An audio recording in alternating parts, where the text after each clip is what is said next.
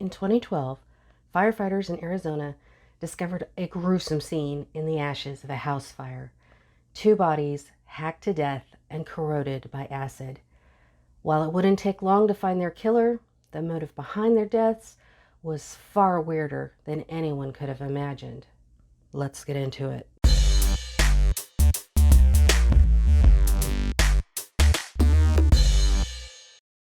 Hi folks, and welcome to my channel. If you're new here, my name is Delaney and I'm a true crime writer and big time murder nerd. On this channel, I like to talk about some of the worst people on the planet, and I tend to cuss a lot. So if you're into that sort of thing, go ahead and subscribe. If not, that's cool, you do you. Anyway, May is National Mental Health Awareness Month, so I thought this case would be a good one to cover. Now, a lot of true crime cases involve mental health issues, though I want to make it really clear that most people dealing with mental health issues are not violent in any way. In fact, they're much more likely to be the victim of crime than to be the perpetrator. But in the case of Kenneth Wayne Thompson, it isn't the typical one about how untreated mental illness can sometimes have tragic consequences. Instead, it's a case showing just how against mental health treatment some people can be and how far they're willing to go with their beliefs. Kenneth Wayne Thompson had been raised Baptist, moving between Alaska and Missouri with his mother and a series of stepfathers. His biological father abandoned the family when he was just a toddler. Then stepdad number 1 was mean and abusive. He'd spent time in jail for a drive-by shooting and then for sending a mail bomb to the man who he believed had narked him out. And the bomb ended up killing the intended victim's father instead. Now, stepdad number 2 was a biker and a practicing Scientologist named Bill Tillery. His mother converted when they got married, and she and Kenny, who was only 9 at the time, both started going to regular auditing after that. Later, his mom and Bill would end up running the Scientology mission in Anchorage. And while I won't go into all of Scientology's beliefs here, South Park already did a really good job. The important thing in this story is that they have a deep-seated opposition to psychiatry. They consider it a sham and evil, and that anyone participating in it will have damaged their eternal souls. Which is why, when Kenny's teachers wanted to have him tested to find out the cause of his various delays, like the fact that he didn't speak until he was 4 years old, his parents freaked out and took him out of school rather than have him be subjected to anything like psychiatry. After that, Kenny was homeschooled with Scientology materials, watching videos and going through training routines. But staying in the faith of Scientology takes a lot of money, which Kenny didn't have. His ex-wife later testified at trial that he had stopped being a practicing Scientologist, at least partially because of the cost.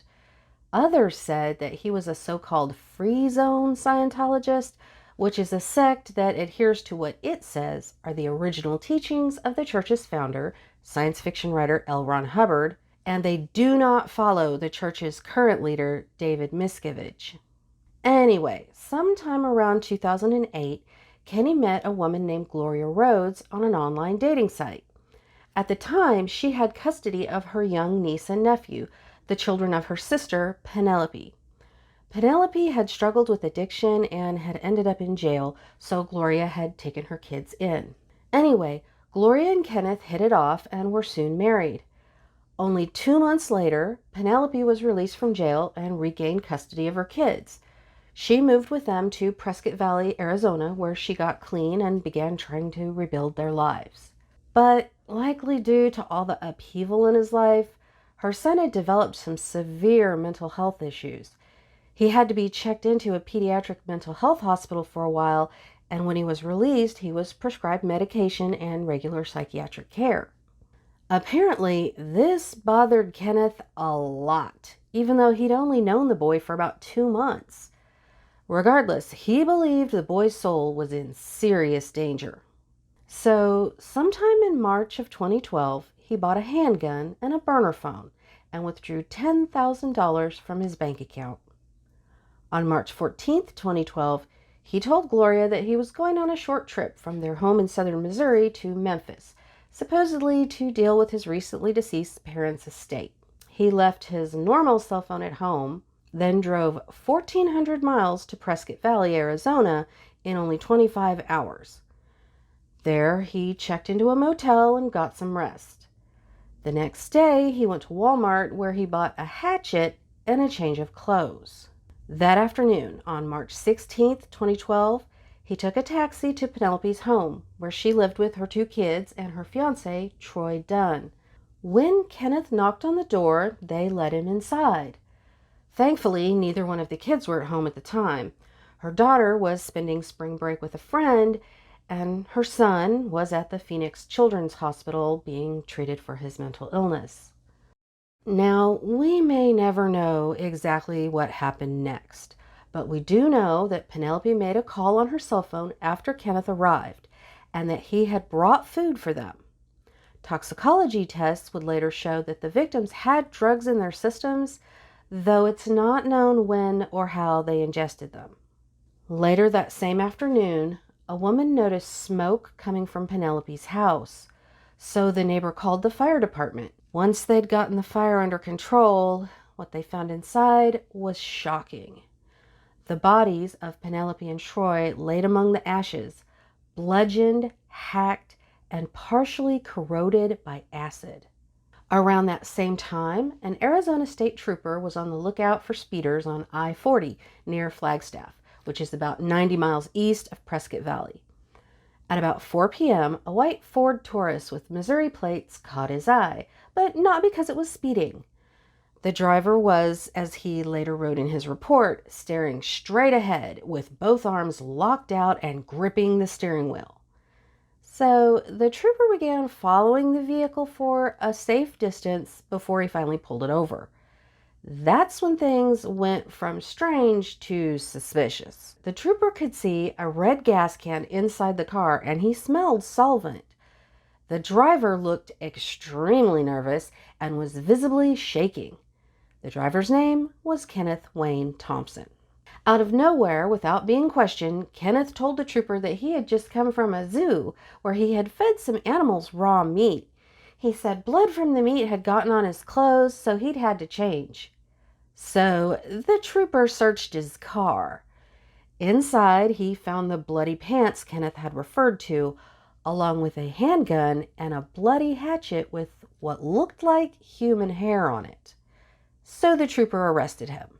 While Kenneth was handcuffed and seated in the back of the squad car, he asked the trooper if Arizona allowed conjugal visits. Anyway, the trooper called dispatch to ask if there had been any murders recently reported, and that's when he learned about the double homicide and arson in Prescott Valley. According to investigators, Penelope had 22 wounds to her head and neck, including, quote, signs of chopping and a severed jugular vein. Troy also had suffered multiple head wounds from a sharp instrument. The evidence shows that after he hacked them to death, Kenneth doused their body in acid and set fire to the house using flares and diesel fuel. He was on his way home from the crime scene when he was stopped by that Arizona state trooper. After his arrest, Kenneth first claimed that he had only gone to Penelope and Troy's house to talk to them, to try and convince them to stop giving his nephew psychiatric treatments. But when he arrived, he said, he encountered 2 people strung out on heroin and that Troy was attacking Penelope with a hatchet. He claimed he acted in the spur of the moment in self-defense and only used the acid and fire to destroy DNA evidence. But that dog don't hunt. He had clearly planned something by buying a gun, a burner phone, and a hatchet in the days before the killings. He'd also had 2 entire days after he left Missouri to reconsider his actions, but didn't. Anyway, a grand jury indicted him on 12 charges, including burglary, wrongful possession of a deadly weapon, and 2 counts of homicide.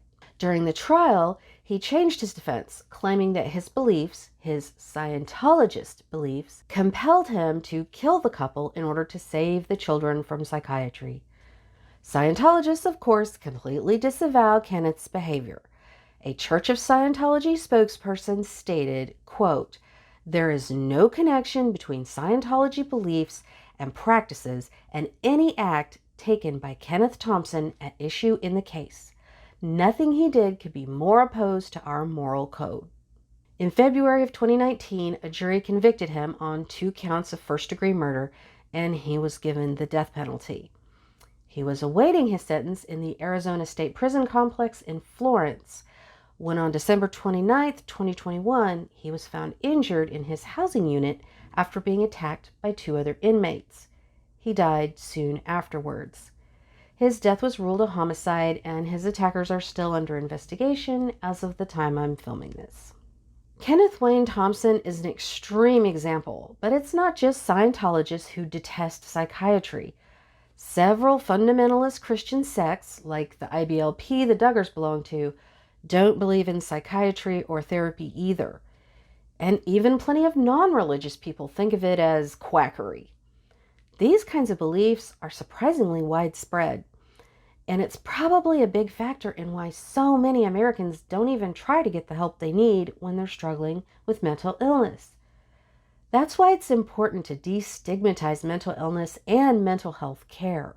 If you or someone you love is struggling with mental health issues, you can reach out to the Mental Health Hotline at 866-903-3787 or www.mentalhealthhotline.org.